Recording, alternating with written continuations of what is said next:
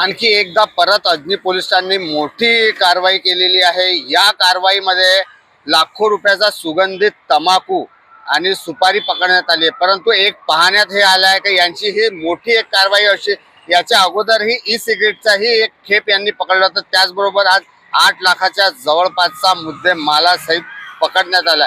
परंतु काल रात्री एक गस्त चालू असता, त्या गुप्त माहितीच्या आधारावर ही माहिती आली होती तर कुठेतरी एक सुगंधित तंबाखूचा साठा ठेवण्यात आला आहे। या साठ्यामध्ये एक बघण्यात आलं आहे का,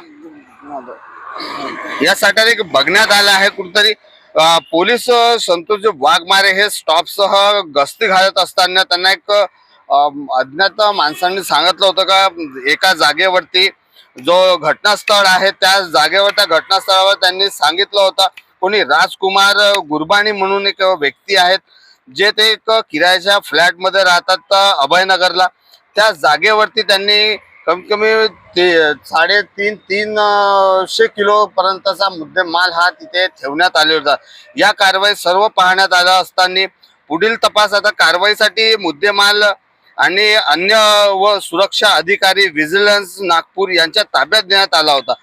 याच कारवाईमध्ये आता पुढील तपास हे अजनी पोलीस याच्यामध्ये पाहण्यात आला आहे की जे अधिकारी आहेत, सदरची जी कारवाई केली आहे माननीय पोलीस आयुक्त रवींद्र कुमार सिंगल व तसेच सहाय्यक पोलीस रवींद्र कुमार रेड्डी साहेब व अप्पर आयुक्त शिवाजी राठोड यांच्या मार्गदर्शनात ही कारवाई करण्यात आली आहे। तसेच नरेंद्र हिवरे सर असो की डीसीपी रश्मिता राव यांच्या मार्गदर्शनात ही कारवाई करण्यात आली आहे। या कारवाईमध्ये जे पीआई आहेत नितीन चंद्र राजकुमार सर, पोलीस निरीक्षक प्रभाकरजी कावडे, त्याचबरोबर पोलीस निरीक्षक संतोष वाघमारे, पोलीस हवालदार अमोल गोडे, पोलीस हवालदार प्रकाश गाडेकर व अतुल टिकले, राहुल शेंडे, अविनाश संगोले व विपिन पिल्लेवार, सविता जे मपोसे आहेत ते, आणि तसेच पाहण्यात येत आहेत रश्मिता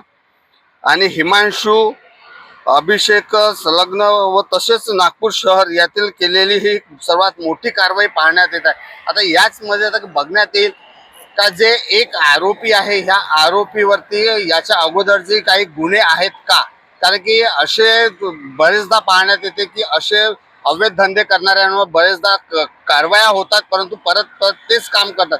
अशाच आता बघण्यात येईल की पोलीस प्रशासन कशा कारवाया करतील, आणि अशाच बातम्या बघण्यासाठी तुम्ही बघत राहा नागेश नेत्रमासह उद्गार न्यूज।